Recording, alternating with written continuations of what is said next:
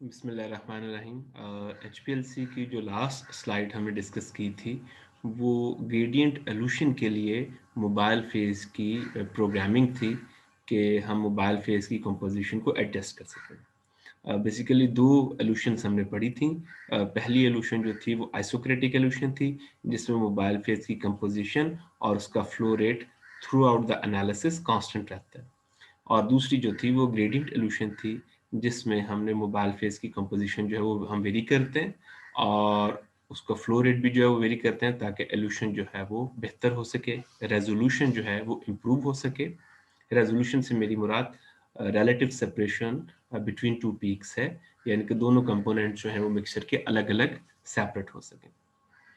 तो gradient evolution के लिए जो इम्पोर्टेंट रिक्वायरमेंट है वो ये कि हमारे पास ऐसा पंपिंग सिस्टम हो जो कि एनालिसिस के दौरान मोबाइल फेज की कंपोजिशन जो है डिजायर्ड या जो रिक्वायर्ड परसेंटेज है या जो रिक्वायर्ड कंपोजिशन है उसको मेंटेन करे और उसको with the passage of time जैसे हम उसको प्रोग्राम करना चाहें स्विच कर सकें। तो अगर ऐसा प्रोग्राम हम मेंटेन करते हैं तो जिसमें हम मोबाइल फेस की कंपोजिशन डिजायर्ड टाइम के अंदर चेंज हम करते हैं ताकि मोबाइल फेस की कंपोजिशन चेंज होने से एनालिसिस जो है वो बेहतर हो सके या सेपरेशन फाइनल हो सके या जो सेपरेशन का टाइम है वो कम हो सके। तो ऐसे में ग्रेडियंट इल्यूशन जो है वो सूटेबल है और वो आपको प्रिसाइजली क्वालिटेटिव या क्वांटिटेटिव जो भी एनालिसिस आप करना चाह रहे हैं वो आपको उसके बारे में इंफॉर्मेशन देती है। यूजुअली क्वांटिटेटिव इंफॉर्मेशन ही है बट स्टिल हम दोनों तरह से उसको कवर करते हैं कि उसमें क्वालिटेटिव इंफॉर्मेशन भी अगर कोई है या क्वांटिटेटिव भी है तो उसको हम आइडेंटिफाई कर सकते हैं। इसके लिए इंपॉर्टेंट रिक्वायरमेंट जैसे मैंने आपको बताया कि ग्रेडियंट इल्यूशन के लिए मोबाइल फेस की कंपोजिशन को एज जैसा कि प्रोग्राम की गई हो उस तरह मेंटेन करना है। अगर मोबाइल फेस की कंपोजिशन ड्यूरिंग द एनालिसिस ऐसे चेंज नहीं हो रही और जो सिस्टम है वो उसको उसी तरह रिप्रोड्यूस नहीं कर रहा जैसे हम उसको चाहते हैं, जैसे हमारी डिजायर्ड परसेंटेज है मोबाइल फेस की, तो फिर उसके नतीजे में जो बेस लाइन है क्रोमेटोग्राफिक सेपरेशन के दौरान या जो पीक्स बेसलाइन है जो है वो स्टेबल नहीं होगी और ऐसे में जो पीक्स हैं वो शिफ्ट भी कर सकती हैं और उसके नतीजे में जो क्वालिटेटिव इंफॉर्मेशन है और जो क्वांटिटेटिव इंफॉर्मेशन है दोनों डिस्टर्ब होंगी। क्वालिटेटिव इंफॉर्मेशन से मुराद यही है कि हम जब पीक्स को मैच कर रहे होते हैं, एक जैसी कंडीशंस पे काम करते हो तो बेसिकली हम उनके पीक्स के रिटेंशन टाइम से मैच कर रहे होते हैं। तो क्वालिटेटिव इंफॉर्मेशन भी और क्वांटिटेटिव इंफॉर्मेशन भी जो है ये सीरियसली डिस्टर्ब हो सकती है अगर मोबाइल फेस की कंपोजिशन प्रॉपरली प्रोग्राम्ड ना की गई हो और जो उसके अंदर चेंज आना है वो प्रॉपरली प्रोग्राम ना होने की वजह से हम सीरियस एरर्स जो हमें आ सकते हैं। बहरहाल ये ग्रेडियंट इल्यूशन के अंदर एक इंपॉर्टेंट कंसिडरेशन है, लेकिन ज्यादातर जो स्टेबल सिस्टम्स हैं उनके पर या बिगनर्स के लिए हम आइसोक्रेटिक इल्यूशंस पे ही काम करते हैं जहां मोबाइल फेस की कंपोजिशन एक जैसी रहती है। जो अगला हमारा टॉपिक था इसी इंस्ट्रूमेंटेशन के पार्ट के हवाले से वो इंजेक्टर्स था। इंजेक्टर्स जो है इम्पॉर्टेंट पार्ट है इंस्ट्रूमेंट का और यहाँ पर हम अपना सैंपल इंजेक्ट करते हैं। दो चीज़ें इसके बारे में बताता चला जाऊँ कि या तो हम अपना सैंपल जो है मैनुअली इंजेक्ट कर सकते हैं किसी सिरिंज के ज़रिए, किसी माइक्रो सिरिंज के ज़रिए। हमें जो सैंपल लूप है उसको जस्ट फिल करना होता है और सैंपल लूप का जो रिक्वायर्ड वॉल्यूम है 20 माइक्रोलीटर है, जो हम नॉर्मल माइक्रो सिरिंज से किसी भी सिरिंज जो हम कॉमनली यूज़ करते हैं उसको इस्तेमाल करके फिल कर सकते हैं। और इंजेक्टर के अंदर हम अपना सैंपल जो है चूंकि हम लिक्विड क्रोमेटोग्राफी को पर्टिकुलरली डिस्कस कर रहे हैं तो हमारे पास जो है 20 माइक्रोलीटर रिक्वायर्ड वॉल्यूम होता है, लेकिन जो रेंज है जहाँ पे लिखी हुई 0.1 से लेके इवन 10 ml या इवन 100 ऑफ ml तक जा सकती है, लेकिन इतना ज़्यादा वॉल्यूम हम यूज़ नहीं करते।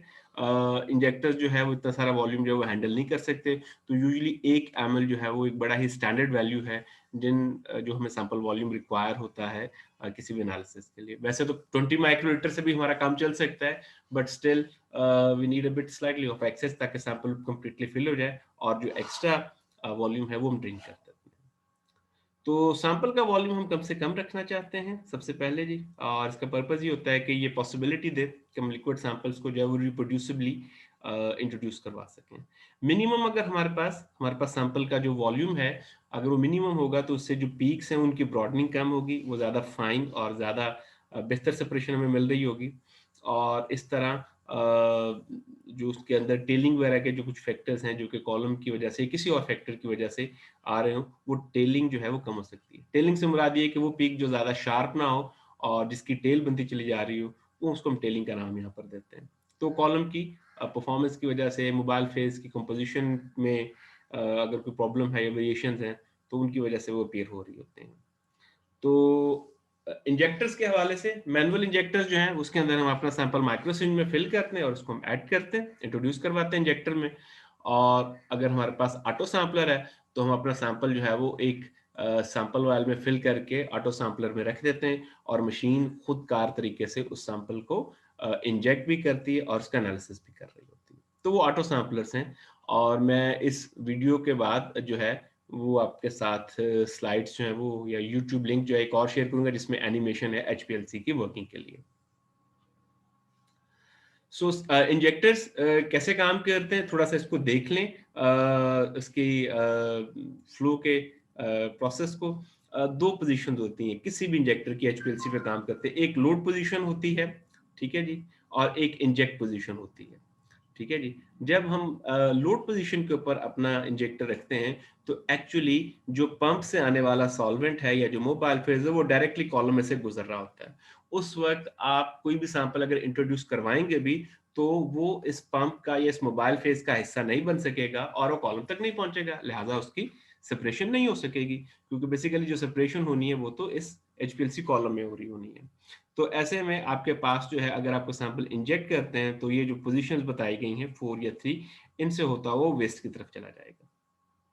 तो लोड पोजीशन उस वक़्त रखते हैं जब हम अपना सैंपल इंट्रोड्यूस नहीं करवाना होता और एक्चुअली हम मोबाइल फेज़ को पास ऑन करना चाहते हैं ताकि हम स्टेबल बेसलाइन अचीव कर लें और जब हम स्टेबल बेसलाइन अचीव कर लेते हैं, उसके बाद हम इसको लोड की बजाय इंजेक्ट पोजीशन पे ले जाते हैं।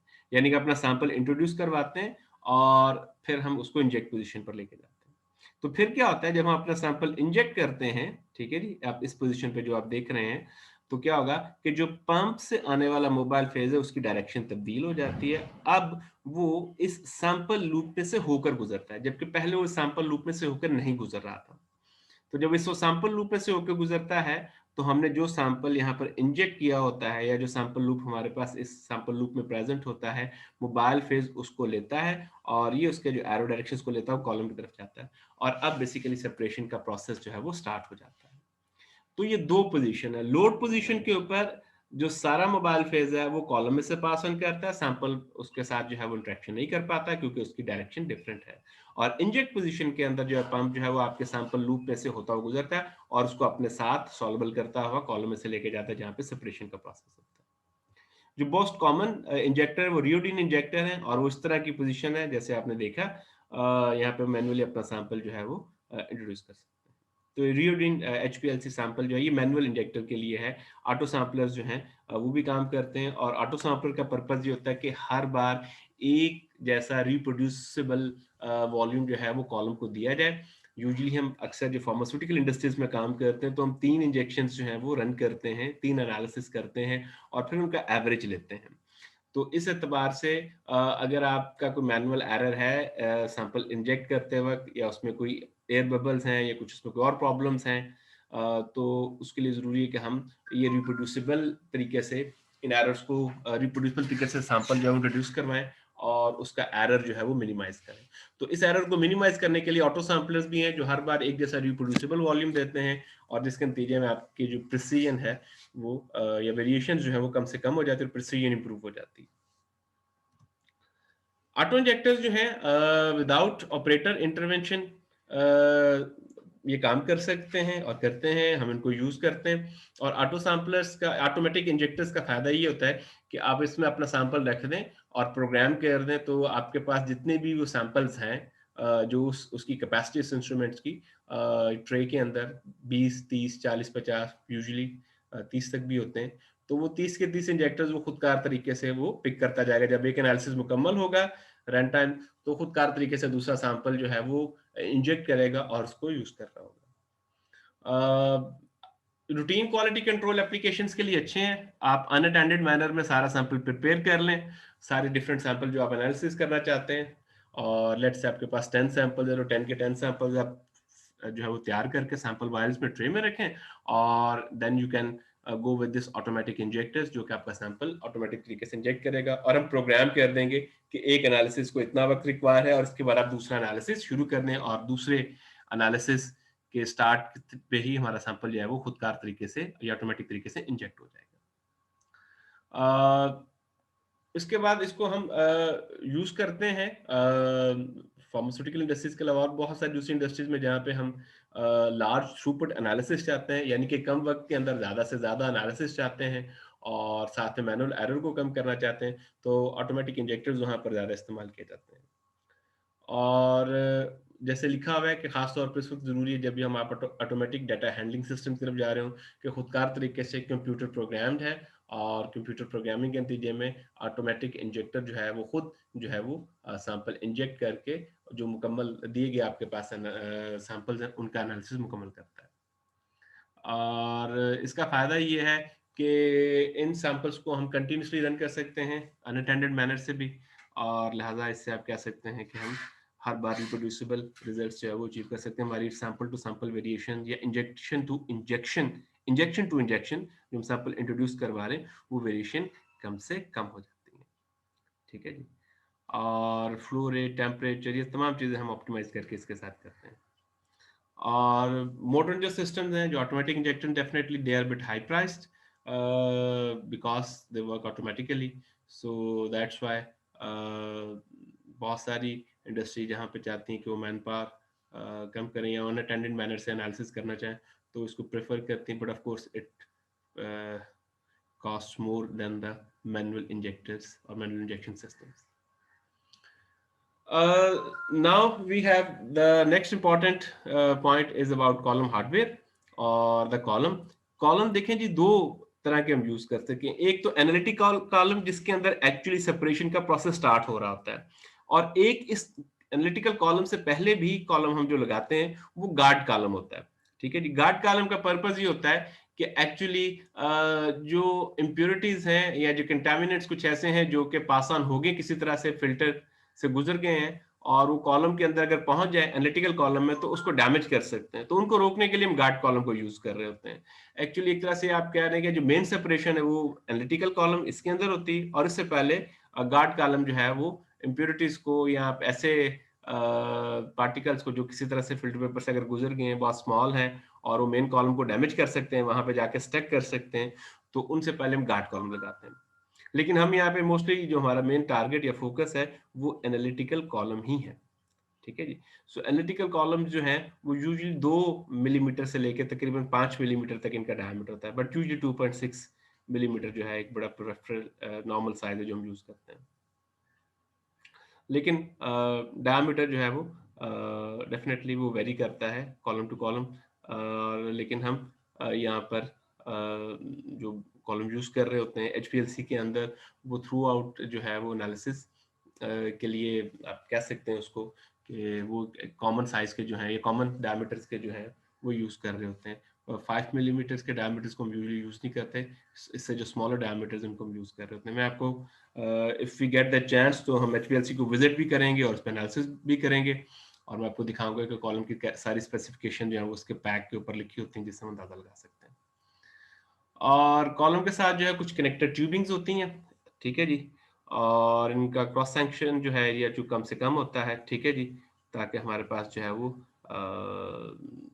सेपरेटेड कंपोनेंट्स जो हैं वो एक दूसरे से प्रॉपर फाइन सेपरेशन के साथ रहें, और आप कह सकते हैं कि जनाब उनको जो है वो पीक ब्रॉडनिंग जो है उसको हम अवॉइड कर सकते हैं। तो जो पीक ब्रॉडनिंग है वो एक्चुअली जो है वो आपके पास जो है वो सैंपल का जो है वो लार्ज सैंपल वॉल्यूम्स की वजह से, या आप कह सकते हैं कि उनका जो क्यूमुलेशन है कॉलम के साइड के ऊपर वहां से इकट्ठे होने से हो सकती है। इसकी ट्यूबिंग का जो डायमीटर जो है वो बता रहा है आपको कम होना चाहिए 0.634, not exceeding that one, otherwise can make peak mixing, sample जो है प्रॉपरली रिजॉल्व नहीं होंगे और जो पीक ब्रॉडनिंग या बैड बॉन्डिंग मिलेगी। ठीक है जी। तो ज़्यादा लंबी ट्यूबिंग जो है वो हम इस्तेमाल नहीं कर सकते, और not larger than 0.1 to 2 millimetres. ठीक है जी। यहाँ पे हमारे पास सैंपल को एक्चुअली ट्रांसपोर्ट करना हो।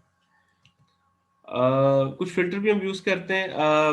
फिल्टर जो है एक्चुअली मोबाइल फेस भी जब हम इस्तेमाल करते हैं तो it's actually is pass through a 0.45 micrometer filter paper और फिल्टर के 0.45 से बड़ा कोई भी अगर पार्टिकल है इस साइज से मोबाइल फेस के अंदर अगर कोई ऐसी चीज मौजूद है 0.45 micrometre is a very very small size.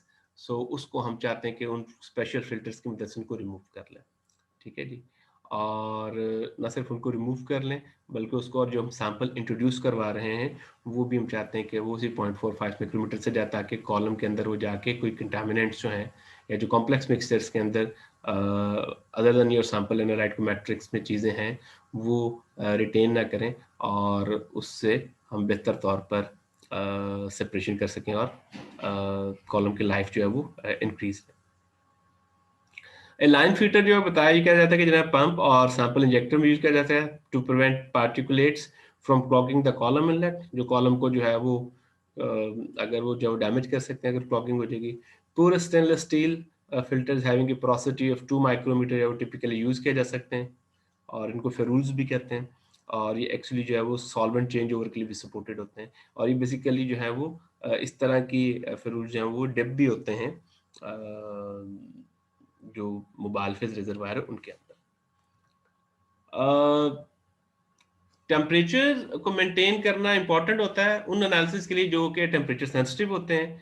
बहुत सारे लिक्विड क्रोमेटोग्राफी के एनालिसिस रूम टेम्परेचर पे किए जाते हैं लेकिन जहाँ पे सैंपल की विस्कोसिटी ज़्यादा और डेफिनेटली टेम्परेचर जो है वो ऑप्टिमम रोल प्ले कर सकता तो वहाँ पे हम स्पेशल थर्मोस्टेट्स यूज़ कर सकते हैं या कॉलम ओवन्स यूज़ कर सकते हैं जो बेसिकली ख़ास टेम्परेचर जो है वो मेंटेन करते हैं और उसके नतीजे में सेपरेशन का जो प्रोसेस है वो ऑप्टिमाइज होता है। टेम्परेचर वेरिएशन जो with in liquid chromatography column जो है वो कम से कम होनी चाहिए। यहाँ पे जो परमिसिबल लिमिट्स है वो 0.2 डिग्री सेंटीग्रेड है। ठीक है जी। और ख़ास तौर पे जब हमने क्वांटिटेटिव एनालिसिस करने हो और सैंपल की विस्कोसिटी अगर कुछ चेंज हो रही है या उसमें वेरिएशंस हो तो उसके लिए हम कांस्टेंट टेम्परेचर मेंटेन करते हैं ताकि हमारे पास सेपरेशन का प्रोसेस जो है वो फाइन हो सके। So high velocity circulating air baths are most convenient in liquid chromatography as in JC. उसके अलावा liquid chromatography columns can be jacketed and temperature controlled by contact heaters or by circulating fluid from a constant temperature bath. It is sometimes able to work at higher temperature for size exclusion chromatography of some synthetic polymers because of solubility problems. But precise temperature control is not so important in this case. Size exclude chromatography में लेकिन बहुत सारे ऐसी जगह पे जहाँ पे हमें कॉम्प्लेक्स सिरप्स का या विस्कस सिरप्स का हमें एनालिसिस करना पड़ता है तो वहाँ पे हमें टेम्परेचर को मेंटेन करना ज़रूरी है। ठीक है जी। और ख़ास तौर पे टेम्परेचर की में वेरिएशंस भी नहीं होनी चाहिए जब हम खुसूसी तौर पे रिफ्रैक्टिव इंडेक्स डिटेक्टर को यूज़ करते हैं। Detectors how they works.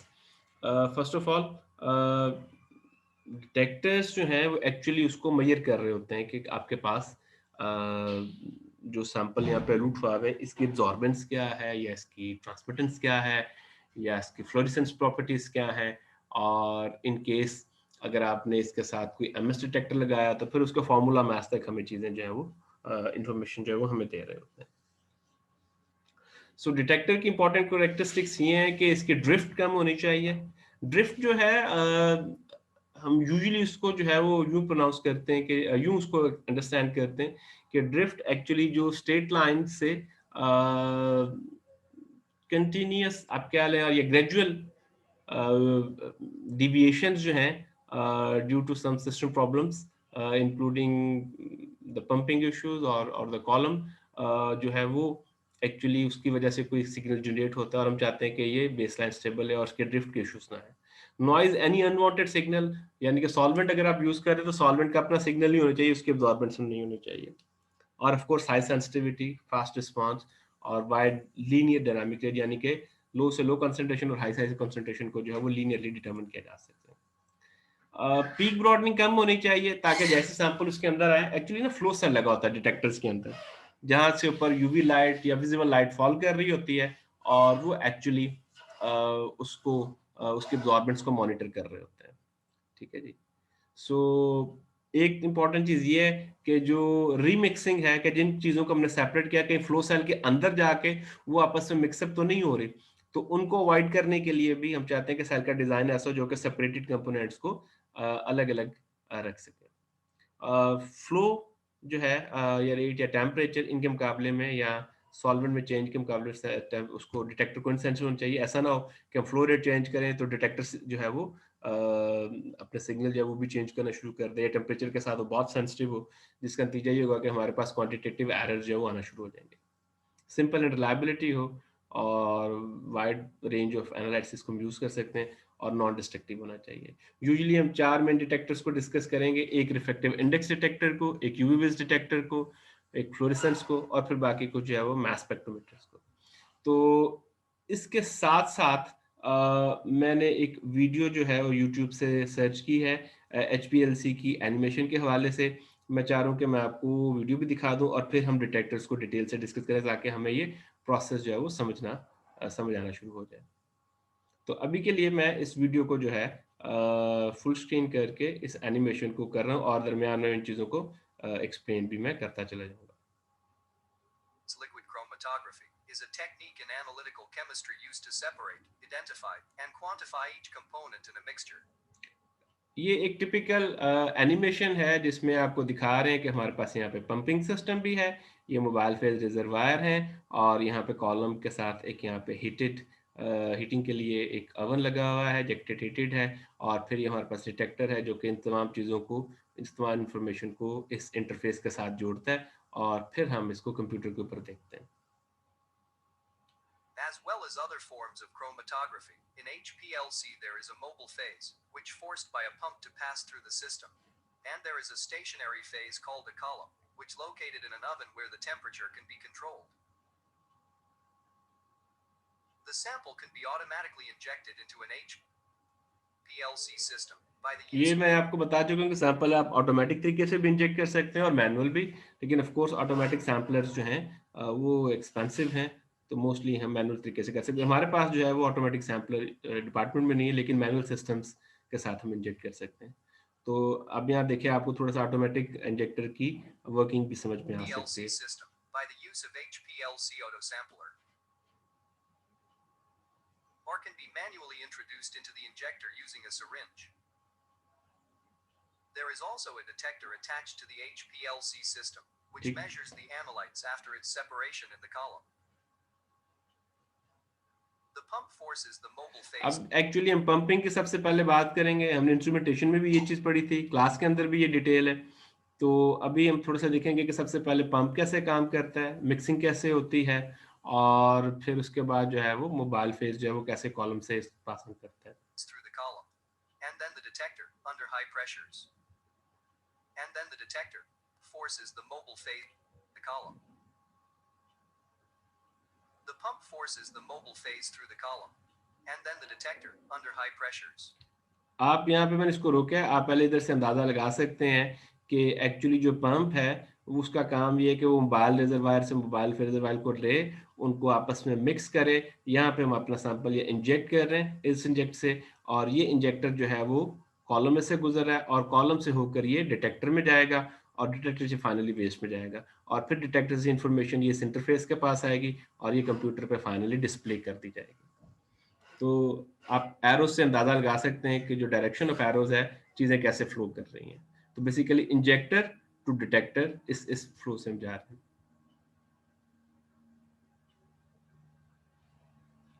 In the HPLC system, a vacuum pump and a degasser are connected to the pump. डीगैसर हम इसलिए यूज़ करते हैं, ये ऑलरेडी हम एक्सप्लेन किया जा सकता है कि मोबाइल फेस के अंदर किसी किस्म के कोई ट्रैप्ड एयर या कोई बबल्स एयर बबल्स नहीं रहने चाहिए वरना ये सेपरेशन के प्रोसेस को मुतासिर करेंगे और ऐसे में हमारे पास जो है वो रिप्रोड्यूसिबल रिजल्ट्स नहीं आएँगे। And used to remove dissolved gases from the solvents. The pump drives each solvent to the mixing chamber, where mixing takes place under higher pressures. अब ये देखिए मिक्सिंग हो रही है जी। HPLC analysis commonly uses isocratic or gradient elution. ये देखें जी mostly ये commonly आइसोक्रेटिक करते हैं, मोबाइल फेज़ की कंपोज़िशन फिक्स रहती है और हम रखना इसलिए चाहते हैं कि ताकि बार-बार सॉल्वेंट हमें चेंज जब हम करते हैं तो एक्चुअली बेसलाइन डिस्टर्ब होती है और उस बेसलाइन की वजह से फिर हमारे पास जो है वो एरर्स आते हैं। एरिया जो अंडर कर्व है वो प्रॉपर्ली कैलकुलेट नहीं हो पाता और क्वांटिटेटिव एरर आते हैं और अगर हम फ्लो रेट भी बाद उसका चेंज करते हैं तो वो जो माइनर इम्प्योरिटीज हैं वो भी हम उसको प्रॉपरली ऑब्जर्व नहीं कर सकते, तो फिर वो क्वालिटेटिव इन्फॉर्मेशन भी मिस हो जाती है। तो मोस्टली आइसोक्रेटिक करते हैं, लेकिन ग्रेडिएंट इल्यूशन उस वक्त करते हैं जब कोई ऐसा कंपोनेंट हो जो कि रिजॉल्व ना हो रहा हो प्रॉपरली, तो उसके लिए हमें करते हैं, लेकिन वो ज्यादा कॉमन मेथड नहीं है। आइसोक्रेटिक इल्यूशन ज्यादा कॉमन मेथड जिसमें मोबाइल फेस की कंपोजिशन देखें 70-30 फिक्स रहती है। बी से आप देख लें येलो कलर और ये 30%, ए ये जो है वो ब्लू कलर और ये 70% है, तो ये थ्रू आउट कांस्टेंट रहेगी, जबकि आगे आप देखेंगे तो ग्रेडिएंट इल्यूशन में चेंज हो रही होगी। In isocratic mode, the mobile phase composition remains constant throughout the procedure. Whereas in gradient mode, the mobile phase composition is changed during the separation ये process. देखें जी, चेंज हो रही 60-40, 50-50, 70-30, ये चेंज हो रही है। Sample introduction can be accomplished in various ways. ये The injector ये simplest manual method is to तरीकाकार था use an इंजेक्ट injection. करने का, ठीक है जी। और अब देखें जो हमने फिगर पढ़ी थी जिसमें पोजीशन चेंज होती है, अब आप देखें पंप से और कॉलम से कैसे चीजें जो है वो मूव करती हैं और सैंपल हम कैसे इंट्रोड्यूस करते हैं। ये मैनुअल तरीकाकार इंजेक्शन का, लेकिन ऑटोमेटिक तरीके से भी इसी तरह सैंपल को इंट्रोड्यूस करवाया जा सकता है। मैनुअल तरीके से इसी सिरिंज को यूज करते हैं। Valve. In the load position, the high pressure eluting solvent flows to the column directly.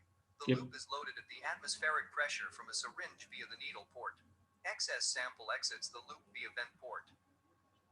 After loading the sample, the valve is switched to the inject position. Inject position The में flow change हो जाएगा delivered by the pump flow flows इसका। through the loop, forcing the sample ahead of it, flowing to the column.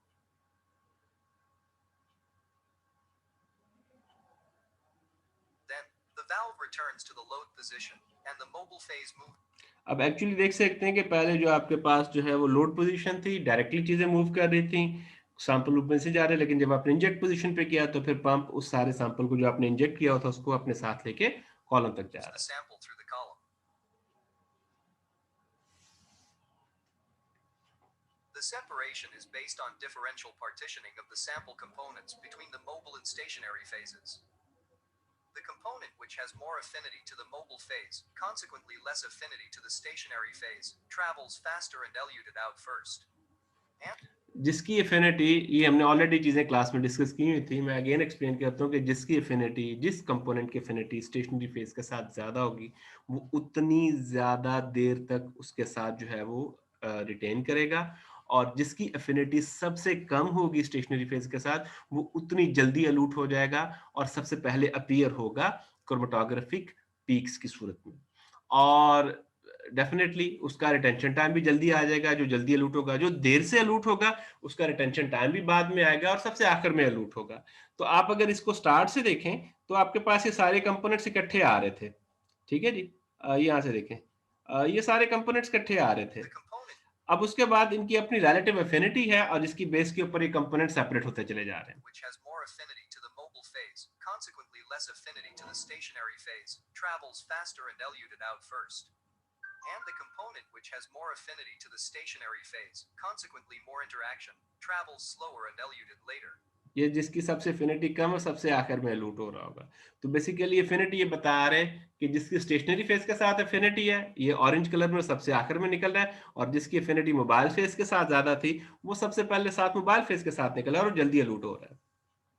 This separation can be carried out according to which type of HPLC. Reverse phase और normal phase HPLC अब इस animation का हिस्सा है, तो ये आपको अंदाजा हो जाएगा कि रिवर्स फेज के अंदर हमारे पास जो कॉलम है या स्टेशनरी फेज है वो नॉन पोलर है, और जो हमारे पास मोबाइल फेज है वो पोलर सॉल्वेंट्स है, ठीक है जी। और अकॉर्डिंगली उसके बिल्कुल डिफरेंटली जो नॉर्मल फेज है वहाँ पे स्टेशनरी फेज जो है वो पोलर है जस्ट लाइक सिलिका, और मोबाइल फेज नॉन पोलर है।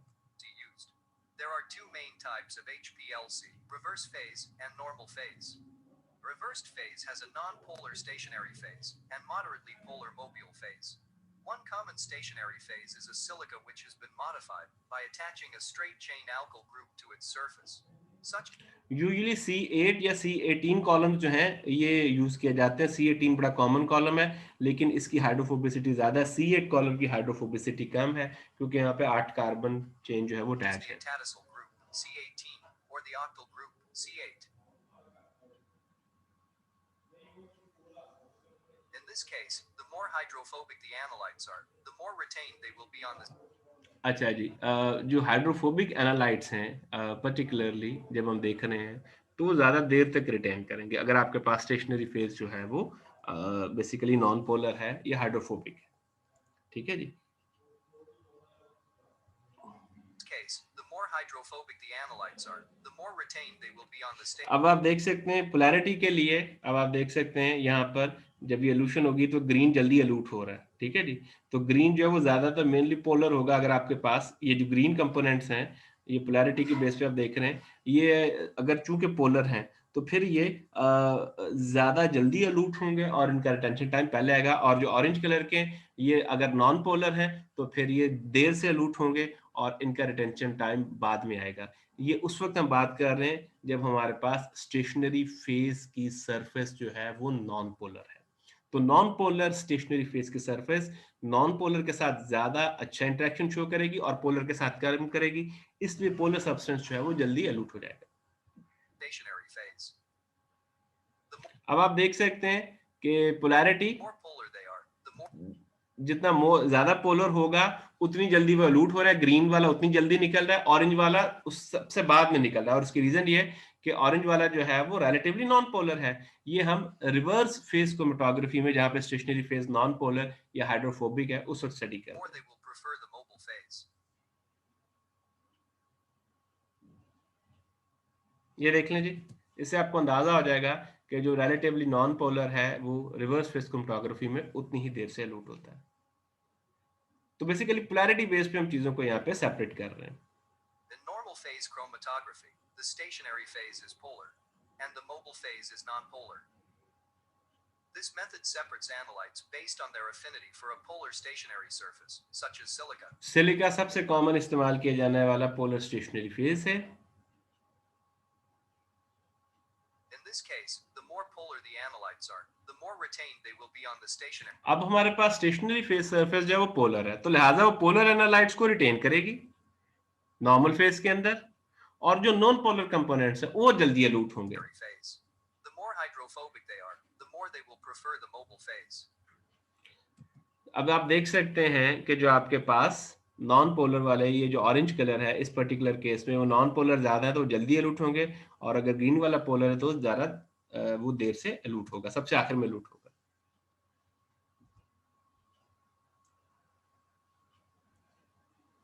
As compounds elute from the column, they interact with the detector. Different types of detectors can be used, such as the UV-Vis detector, which showing an absorption spectrum in the ultraviolet or visible region. जो UV based detector सबसे common इस्तेमाल किए जाने वाला HPLC के अंदर detector है, होता यूं है कि जब ये कंपोनेंट सेपरेट होते हैं और कॉलम से निकलते हैं तो फिर ये डिटेक्टर के फ्लो सेल के अंदर जाते हैं और उस डिटेक्टर के फ्लो सेल के अंदर हमने मोनोक्रोमेटर की मदद से अपनी मर्जी की वेवलेंथ जो हमें रिक्वायर्ड है वो एडजस्ट करते हैं। मर्जी से कहने का मुराद ये है कि एक्चुअली वो वेवलेंथ सेलेक्ट करते हैं जहां पर हमारा कंपोनेंट ज्यादा एब्जॉर्बन शो करता है और आपको मालूम है ये वेवलेंथ लैम्डा मैक्स होती है टिपिकली उस कंपोनेंट की, तो ताकि उसकी अगर कोई लो से लो कॉन्सेंट्रेशन भी है तो वो ज्यादा जो है वो बेहतर तरीके से एनालाइज हो जाए। तो जितनी उसकी हम लैम्डा मैक्स के ऊपर या क्लोज उस वेवलेंथ उसके एब्जॉर्बेंस लेंगे उतनी बेहतर एब्जॉर्बेंस हम हासिल करेंगे। तो ट्रेस एनालिसिस के लिए जहां पे कंपोनेंट की कंसेंट्रेशन कम है वहां पर ये सूटेबल होता है हमारे लिए।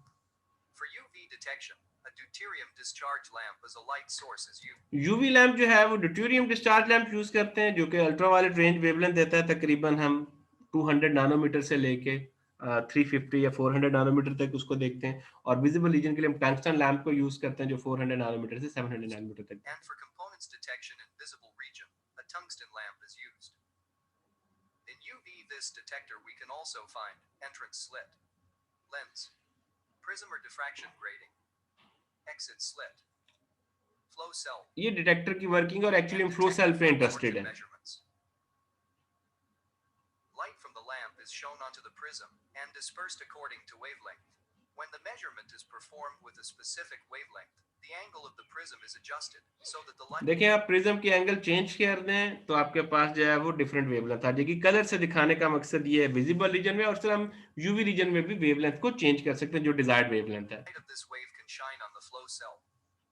As the compounds elute from the column, they enter the flow cell, where the bonding and non-bonding electrons of these compounds can absorb energy in the form of ultraviolet or visible light. तो आप The देख manner in सकते which the हैं final data is displayed is based on the computer and the इस manner in which the particular final point पे data is displayed कि यहाँ पे फ्लो सेल में एक तरफ से कॉलम से चीजें आ रही हैं इस पॉइंट पे, or energy in the तो दूसरी तरफ से वेस्ट में से निकल रही है। तो एक्चुअली ये डिटेक्टर के अंदर फ्लो सेल के दाखिल होते हैं। तो फ्लो सेल का डिजाइन ऐसा होना चाहिए कि कंपोनेंट जो यहाँ पे सेपरेट है वो उनका इतना लंबी ट्यूबिंग ना हो कि यहाँ पे दूसरा कंपोनेंट में आ जाए, जब अब अगला निकले ना, पहले वाला निकले ना और पीछे से दूसरा कंपोनेंट भी आ जाए। तो एक्चुअली उनकी रीमिक्सिंग जो है उनको हमने स्टॉप करना होता है। form of ultraviolet or visible light. The manner in which the final data is displayed is based on the computer and software. The number of peaks present can indicate how many components are in the mixture.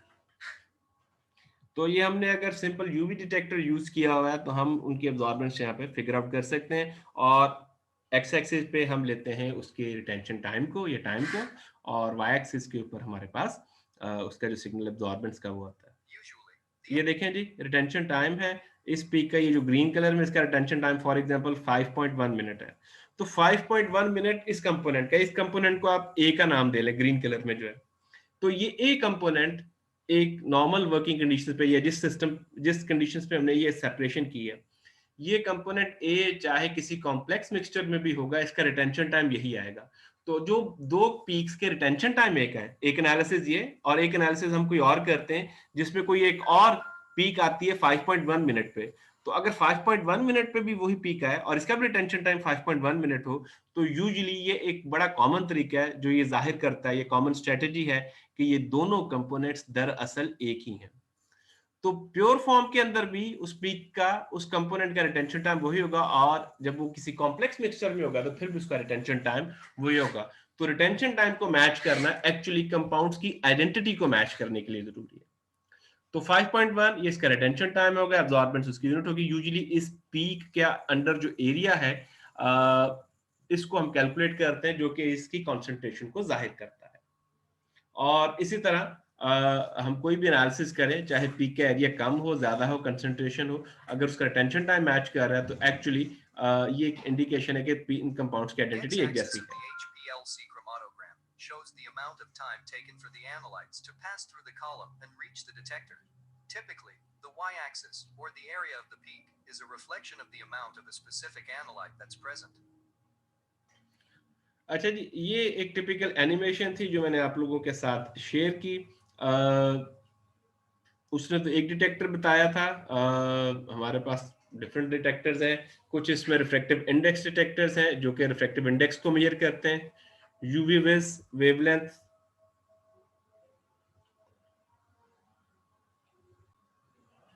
अच्छा जी, refractive index detector actually solvent का refractive index, और जब इसमें solute शामिल हो यानी कि हमारा कंपोनेंट शामिल हो, तो इसमें जो रिफ्रैक्टिव इंडेक्स का डिफरेंस आता है इसको मेजर करता है। और ज़्यादा कॉमन नहीं है। एचपीएलसी के मोस्टली जो 70% पेपर्स हैं, नियरली एक स्टडी के मुताबिक वो मोस्टली यूवी विज डिटेक्टर को यूज़ करते हैं। और अगर आप चाहते हैं ऐसे कंपोनेंट को जो कि बहुत ट्रेस अमाउंट्स में और वो फ्लोरेसेंट प्रॉपर्टीज रखता है, तो फिर इसको हम फ्लोरेसेंस डिटेक्टर की मदद से भी यूज़ कर सकते हैं। लेस कॉमनली बट इम्पॉर्टेंट है। और इसके साथ साथ हम एमएस डिटेक्टर्स को, LCMS liquid chromatography mass spectrometry is one of the very powerful tools of separation science, जो कि हम यूज़ कर सकते हैं एक ब्रॉड रेंज ऑफ एनालाइट्स के लिए, और हम उनका मैस जो है, फार्मूला मैस जो है डिटरमाइन कर सकते हैं। इसके अलावा जस्ट फॉर योर नॉलेज के इवेपोरेटिव लाइट स्कैटरिंग डायोड्स जो हैं या इवेपोरेटिव लाइट स्कैटरिंग डिटेक्टर्स जो हम इसको भी यूज़ करते हैं लिक्विड क्रोमेटोग्राफी में, लेकिन ये ज़्यादा कॉमन डिटेक्टर्स नहीं। ज़्यादा कॉमन डिटेक्टर जो है वो यूवी बेस है, और उनमें भी जो कन्वेंशनल वेवलेंथ है वो पहले फिक्स्ड वेवलेंथ के होते थे, और बाद में हमने वो वेरिएबल वेवलेंथ के भी यूज़ करना शुरू कर दिए कि वेवलेंथ चेंज कर सकते हैं। और उसके जो मॉडर्न एडवांस फॉर्म जो है वो फोटोडायोड एरे या पीटीए डिटेक्टर्स भी जो है यूज़ करते हैं। आरए डिटेक्टर अच्छा था, यूनिवर्सल डिटेक्टर था, और ये एक्चुअली जो है ये डिफरेंस मालूम करता है रिफ्रैक्टिव इंडेक्स का, मोबाइल फेज का और सैंपल का, और इस बेस पे इसको एनालाइज करते थे। जब हमारे पास मोबाइल फेज बिल्कुल प्योर फॉर्म में हो तो फिर एक्चुअली उसका एक रिफ्रैक्टिव इंडेक्स होगा सॉल्वेंट का, जब उसमें हमारा कंपोनेंट या सॉल्यूट होगा शामिल सेपरेटेड फॉर्म में, तो फिर उसका मोबाइल रिफ्रैक्टिव इंडेक्स डिफरेंट होगा, और इन दोनों के डिफरेंस को मालूम करता था। तो ये एक बड़ा जनरल से डिटेक्टर था। और यूजुअली वो कंपोनेंट्स जो कि कोई खास ऑप्टिकल प्रॉपर्टी नहीं रखते उनके लिए इस्तेमाल किया जाता था। लेकिन बहुत ज़्यादा सेंसिटिव नहीं था, खास तौर पर ऐसे कंपोनेंट्स जिनका मोबाइल रिफ्रैक्टिव इंडेक्स जो है वो मोबाइल फेस के रिफ्रैक्टिव इंडेक्स के साथ मैच करता था, उनके लिए उसको सेंस करना मुश्किल हो जाता था। तो दैट सैंपल जो है वो उसको हम कह सकते हैं वो इनविजिबल बन जाता है डिटेक्टर के, यानी कि डिटेक्टर उसको विजुअलाइज़ नहीं कर सकता था, नहीं देख सकता था, उसको डिटेक्ट नहीं कर पाता था। रिफ्रैक्टिव इंडेक्स डिटेक्टर जो है वो ग्रेनी डिल्यूशन में इस्तेमाल नहीं करते, और यूजुअली हम इसको इसलिए यूज़ करते हैं कि यूनिवर्सल रिस्पॉन्स है, और इसके अलावा ये इंटायर रिफ्रैक्टिव इंडेक्स रेंज जो है वो यूजुअली कवर कर सकता है। और ऐसे कंपाउंड जो कि यूवी विजिबल रेंज में कोई अब्जॉर्बेंस पर्टिकुलरली शो नहीं करते उनको यूज़ करते हैं। हम इसको करते हैं फार्मास्यूटिकल इंडस्ट्रीज में चंद एक प्रोडक्ट्स के एनालिसिस के लिए, but again it's not the common detector that is used, rather it's so simple.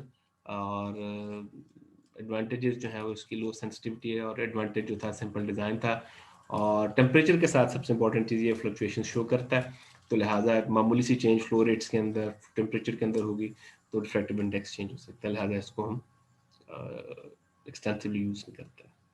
UV detector, UV range हमें मालूम है ये है, विजिबल रेंज भी है, आप लोग जानते हैं। बेसिकली ये वही बियर लैम्बर्ट लॉ ही है जिसको हम यूज़ करते हैं। पहले हम फिक्स्ड वेवलेंथ डिटेक्टर्स को यूज़ करते थे, जिसमें हम मर्करी लैम्प को यूज़ करते थे, low pressure mercury vapour lamp use करते थे। उसकी वेवलेंथ तकरीबन 253.7 नैनोमीटर थी, तकरीबन 254 आप कह सकते हैं। तो हम 254 इसलिए यूज़ करते थे कि एक टिपिकल वेवलेंथ है, वो सारे कंपाउंड जो यूवी रीजन में अब्जॉर्बेंस शो करते हैं वो कुछ ना कुछ अब्जॉर्बेंस 254 नैनोमीटर पे यूज़ करते हैं। तो कन्वेंशनली हम पहले इसको यूज़ करते थे, लेकिन अब हम वेरिएबल डिटेक्टर्स को यूज़ करते हैं, और इसकी हमें जो एडवांटेजेस हैं वो ये है कि ड्यूरिंग द क्रोमेटोग्राफिक एनालिसिस हम वेरिएशन वेवलेंथ जो है वो वेरिएबल कर सकते हैं। तो ऐसा करने से जो किसी कंपोनेंट की एग्जैक्ट वेवलेंथ है लैम्डा मैक्स जिस पे वो बेहतरीन अब्जॉर्बेंस शो करता है, हम उसको सेलेक्ट कर सकते हैं। तो ऐसे में अगर उसकी लो कंसंट्रेशन होगी तो हम उसको प्रॉपर्ली एनालाइज या डिटेक्ट कर सकेंगे, तो सेंसिटिविटी जो है वो इंक्रीज होगी। तो it gives suitable sensitivity bye selecting suitable wavelength. For example एक कंपोनेंट है जिसका लैम्डा मैक्स जो है वो 320 नैनोमीटर पे है, और अगर आप एग्जैक्टली 320 नैनोमीटर मेंटेन कर रहे थे अपने डिटेक्टर से, तो हम उसको सेंस कर लेंगे उसकी लो से लो कंसंट्रेशन भी। लेकिन अगर उस कंपोनेंट की जिसकी wavelength exact lambda max 320 nanometer है, अगर वो आप कह सकते हैं कि जी उसके लिए डिटेक्टर नहीं है जो कि हमें ऐसा 320 नैनोमीटर वेवलेंथ दे, हमें 254 नैनोमीटर पे दे देगा, तो वो कंपोनेंट जो 320 पे बेहतरीन अब्जॉर्बेंस शो करता है वो 254 पे बहुत थोड़ी अब्जॉर्बेंस शो कर रहा होगा। और जब हमारे कंपोनेंट की कंसंट्रेशन बहुत कम होगी तो अब्जॉर्बेंस और कम हो जाएगी, लिहाजा उसकी सेंसिटिविटी और कम हो जाएगी, और लो कंसंट्रेशन में एनालाइज नहीं कर पाएंगे क्योंकि उनका कोई अप्रोप्रिएट सिग्नल अपीयर नहीं होगा। ठीक है जी। फोटो मल्टीप्लायर ट्यूब का जो मैकेनिज्म है आप लोग उसके बारे में जानते ही हैं। ठीक है जी, that works on the photoelectric effect, और दैट इज यूज्ड और फॉर एज ए डिटेक्टर इसको यूज करते हैं, और मेथड डेवलपमेंट्स के लिए हम इसको इस्तेमाल कर सकते हैं बहुत सारी एप्लीकेशंस के लिए। और विजिबल रीजन भी जो है वो ऑफ कोर्स हम कवर कर सकते हैं टंगस्टन लैंप लगा के। Most widely used liquid chromatography detector, mostly 70% of published work is with UV detectors, or majority of organic compounds can be analyzed. More sensitive than RA detector. जब इसके बारे में शॉर्ट कमेंट सिर्फ मैं add कर दूं कि जो डायोड एरे डिटेक्टर्स हैं, ये जो हैं फोटो डायोड एरे डिटेक्टर जो है, यहाँ पे हमारे पास एक एरे बना होता है स्मॉल डायोड्स का, जो कि एंटायर इस रेंज को कवर कर रहा होता है, और ये हमें इजाज़त देता है कि हम जो क्रोमेटोग्राफी रन या एनालिसिस है उसको तमाम वेवलेंथ्स के ऊपर स्कैन कर सकें। तो ये जो स्कैनिंग की सहूलत है तमाम वेवलेंथ के ऊपर, इसकी बेस के ऊपर हम अपने सैंपल को और बेहतर तौर पे एनालाइज कर सकते हैं कि हम अगर हमारे मिक्सचर में 4 कंपोनेंट्स हैं, 3 कंपोनेंट्स हैं, तो हम एक वेवलेंथ स्कैन के जरिए जो उन कंपोनेंट्स की सूटेबल वेवलेंथ्स हैं उनके ऊपर उनकी एब्जॉर्बेंस जो है वो डिटरमिन कर सकते हैं। और ऐसे करने से हम हर इंडिविजुअल कंपोनेंट्स को उसकी जो बेस्ट सूटेड वेवलेंथ है उस पर उसको ट्रैक करेंगे, जिसके नतीजे में क्वांटिफिकेशन एनालिसिस जो है वो ज़्यादा बेहतर होगा, और इस क्वांटिफिकेशन एनालिसिस के नतीजे में हम सेंसिटिविटी जो इंक्रीज हो जाती है उसकी बेस पे ज़्यादा बेहतर तौर पे लो कंसंट्रेशन को एनालाइज कर सकते हैं। इसके अलावा क्वालिटेटिव इंफॉर्मेशन जो है वो भी सिंपल रिटेंशन टाइम की बजाय ज़्यादा बेहतर तौर पे एनालाइज हो सकती है। एक टिपिकल सेटअप है टंगस्टन लैंप या यूवी लैंप होता है, और कपिल लेंस से गुजरता है, या इवन ड्यूटियम लैंप अगर हम यूज़ करना चाहें तो वो भी हमारे पास सेटअप में शामिल होता है, और हम इसको पासन करते हैं। ये टिपिकल डायोड स्लिट्स हैं, और ये हमारे पास टिपिकल फ्लो सेल का डिज़ाइन है जो हमने ऑलरेडी एनिमेशन में डिस्कस किया है। अच्छा जी, नंबर वन एडवांटेज इसका ये कि best wavelength selection for best wavelength, it gives the information for the best wavelength, और बेस्ट वेवलेंथ जब हमें मिलती है तो हम उससे हम लो से लो कंसंट्रेशन को ज़्यादा बेहतर सिग्नल हासिल कर सकते हैं।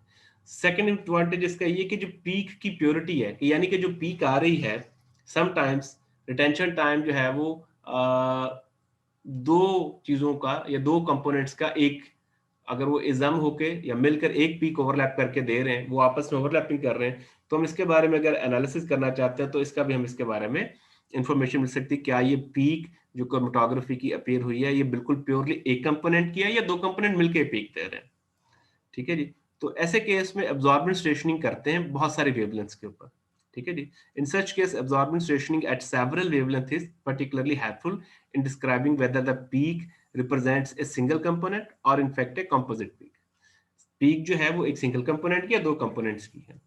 तो एब्जॉर्बेंस रेशियो में क्या होता है, हम एब्जॉर्बेंस मेजर करते हैं दो या दो से ज्यादा डिफरेंट वेवलेंथ्स के ऊपर, और उनकी रेशियो कैलकुलेट करते हैं दो सिलेक्टेड वेवलेंथ्स के ऊपर। और जब हम ये काम सारा साइमल्टेनियसली मेजरमेंट करते हैं बहुत सारी डिफरेंट वेवलेंथ्स के ऊपर, तो हमें actually absorbance ratio different wavelengths में मिल जाती है, और फिर हम उसका एक ग्राफ प्लॉट करते हैं। अगर हम रेशियो चूज करते हैं चूजन वेवलेंथ के ऊपर, कंटिन्यूसली मॉनिटर करते हैं ड्यूरिंग एनालिसिस, तो फिर ऐसे में जो प्योर पीक्स हैं वो हमें एक स्क्वायर वेव या एक रेक्टेंगल फंक्शन देती हैं। स्क्वायर वेव फंक्शन मिलता है या जो पीक्स मिलती है वो रेक्टेंगल होती हैं।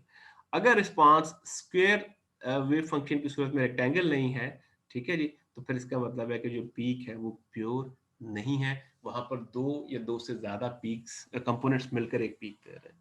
तो एक्चुअली पीक प्योरिटी जो है वो फोटोडायोड एरे की मदद से मिलती है। तो ये दो मेन एडवांटेज हैं, एक ये कि एक्चुअली बेस्ट वेवलेंथ जो सूट करती है हम उसको पिक कर सकते हैं, और सेकेंडली हमारे पास ये जो एक्चुअली पीक प्योरिटी है उसके बारे में इंफॉर्मेशन आप कर सकते हैं। फ्लोरेसेंस डिटेक्टर के बारे में कुछ शॉर्ट कमेंट्स में ऐड कर दूं इस लेक्चर के इख्तिताम तक। फ्लोरेसेंस डिटेक्टर जो है एक्चुअली सारे कंपाउंड फ्लोरेसेंट नहीं होते हैं। 50% जो कंपाउंड है वो नेचुरली अकरिंग जो है वो फ्लोरेसेंस है, 85% नहीं है। तो फ्लोरेसेंस जो है ज़्यादा सेंसिटिव है, perhaps in some cases 100 times और even some cases 1000 times more sensitive than the UV detector. तो फ्लोरेसेंस में ये होता है कि एक्चुअली हम एमिशन को जो है वो रिकॉर्ड कर रहे होते हैं। ठीक है जी। और मोस्टली जो कॉन्जुगेटेड सिस्टम्स हैं या जो पाई इलेक्ट्रॉन्स हैं एरोमेटिक कंपाउंड्स के अंदर, वो ज़्यादा बेहतर फ्लोरेसेंस सिग्नल देते हैं। तो हम फ्लोरेसेंट इंटेंसिटी मेजर कर सकते हैं, और ये ज़्यादा सेंसिटिव मेथड है। लो से लो कंसंट्रेशन जो है पार्ट्स पर बिलियन रेंज के अंदर, इवन इससे लो कंसंट्रेशन पे जो है हम फ्लोरेसेंट डिटेक्टर से फ्लोरेसेंट एक्टिव कंपाउंड को मालूम कर सकते हैं। ठीक है जी। जो कंपाउंड फ्लोरेसेंस देता है ये उनके स्ट्रक्चर्स के बारे में, ठीक है जी।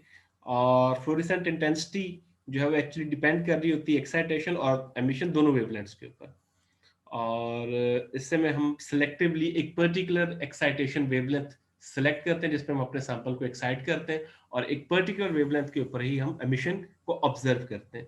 तो ये एक सिलेक्टिव एनालिसिस की तरफ है। ऐसा नहीं कि तमाम एक्साइटेशन वेवलेंथ पे हम एमिशन नोट कर सकेंगे, बल्कि कुछ सिलेक्टेड वेवलेंथ के ऊपर ही हम एमिशन को ऑब्जर्व कर रहे हैं। डिटेक्शन जो है वो डिपेंड करती है चूजन वेवलेंथ के ऊपर। If one component could be excited, detected at 280 excitation wavelength and 340 emission wavelength, another component could be missed. तो ये एक ज्यादा सिलेक्टिव मेथड ऑफ एनालिसिस है कि तमाम वेवलेंथ जो है तमाम कंपोनेंट्स जो है वो हर वेवलेंथ के कोई भी कंपोनेंट जो एक तमाम वेवलेंथ के ऊपर फ्लोरेसेंट प्रॉपर्टीज शो नहीं करता। आपको एक कंपोनेंट को सिलेक्ट करने के लिए, उसके एमिशन को नोट करने के लिए एक पर्टिकुलर वेवलेंथ ही रिक्वायर्ड है। फॉर एग्जांपल, अगर एक कंपोनेंट ए है और उस कंपोनेंट ए की एक खास पर्टिकुलर एक्साइटेशन वेवलेंथ है, जैसे यहाँ पे एग्जांपल मैंने दिया 280 नैनोमीटर की, तो वो 3840 पे एमिशन देगा। तो ऐसे में दूसरा कंपोनेंट जो है वो इस पर्टिकुलर एक्साइटेशन वेवलेंथ, उसकी एमिशन वहां पर 340 पे नहीं होगी। ठीक है जी। So the detection of any component significantly depends upon the chosen wavelength. If one component can be detected at 280 excitation and 340 emission wavelength, another could be missed. ठीक है जी।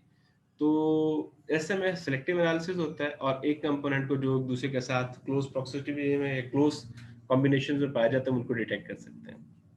सो पॉलीन्यूक्लियर एरोमेटिक कंपाउंड्स या पॉली एरोमेटिक हाइड्रोकार्बन जो है वो उनको हम space पे detect कर सकते हैं, और उनके लिए हम मॉडर्न जो सिस्टम्स हैं हमें वो